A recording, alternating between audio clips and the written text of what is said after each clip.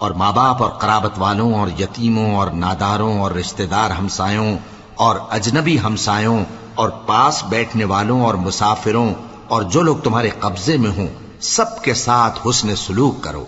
بے شک اللہ تکبر کرنے والے، بڑائی مارنے والے کو دوست نہیں رکھتا۔ جو خود بھی بخل کریں اور لوگوں کو بھی بخل سکھائیں، اور جو مال اللہ نے ان کو اپنے فضل سے عطا فرمایا ہے اسے چھپا چھپا کے رکھیں، اور ہم نے کافروں کے لیے ذلت کا عذاب تیار کر رکھا ہے۔ اور جو خرچ بھی کریں تو اللہ کے لیے نہیں بلکہ لوگوں کے دکھانے کو، اور ایمان نہ اللہ پر لائیں نہ روز آخر پر۔ اور جس کا ساتھی شیطان ہوا تو کچھ شک نہیں کہ وہ برا ساتھی ہے۔